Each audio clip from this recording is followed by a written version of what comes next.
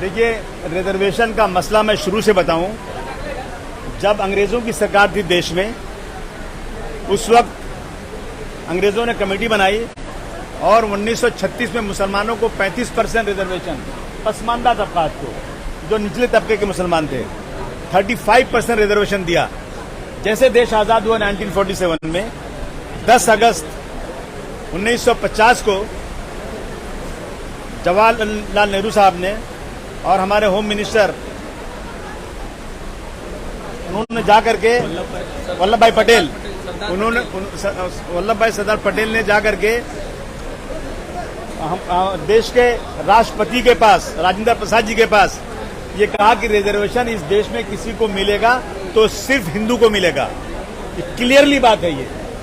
और उसके बाद मुसलमानों को रिजर्वेशन खत्म हो गया, एक लेटर पे रिजर्वेशन खत्म हो गया और आज तक नहीं मिला। ये सरकार, कांग्रेस की सरकार दिल्ली में थी, मनमोहन सिंह जी ने 2005 में कमीशन बिठाया, राजेंद्र सच्चर कमेटी, रंगनाथ मिश्रा कमेटी बनी, महाराष्ट्र में देशमुख साहब ने रहमान कमेटी बनाई। सारी कमेटियों की ये रिपोर्ट है कि 10% मुसलमानों को रिजर्वेशन मिलना चाहिए। उसके बाद कांग्रेस और एनसीपी ने मिलकर 2014 में मोदी की सरकार दिल्ली में आने के बाद जब घबराहट शुरू हुई कि कहीं मराठा भाग नहीं जावे, कहीं मुसलमान हट नहीं जावे, तो इन्होंने मुसलमानों को 5% रिजर्वेशन अनाउंस किया। एजुकेशन में, सर्विस में कुछ लोग कोर्ट गए, कोर्ट ने कहा कि मुसलमानों को 5% रिजर्वेशन सर्विस में तुरंत दिया जाए और एजुकेशन का पेंडिंग है, लेकिन आज तक रिजर्वेशन मिला नहीं।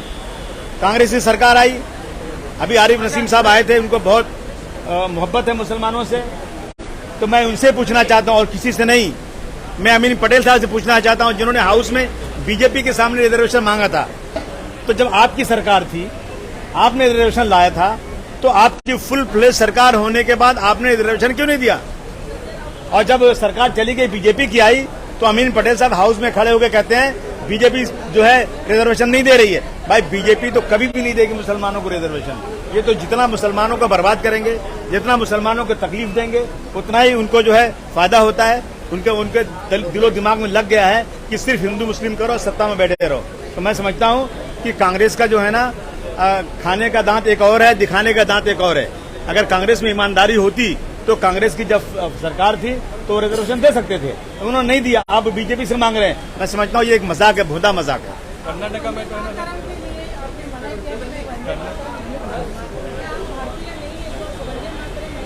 क्या देश किसी के कहने से चलेगा या देश संविधान से चलेगा? अगर संविधान में ये प्रोविजन है कि आपको इस देश में रहना है तो सूरज चांद जमीन की पूजा करनी पड़ेगी, तो फिर सोचूंगा मैं। लेकिन देश में ये कहा गया है, 3 लड़के केरल के जिन्होंने इस देश की गीत नेशनल एंथम पढ़ने से इनकार किया, उनको स्कूल ने निकाल दिया। वो कोर्ट में गए, कोर्ट ने कहा कि कोई जरूरी नहीं है पढ़ना, क्या नेशनल एंथम। और उसके बाद वंदे मातरम के लिए भी कोई जबरदस्ती नहीं कर सकता।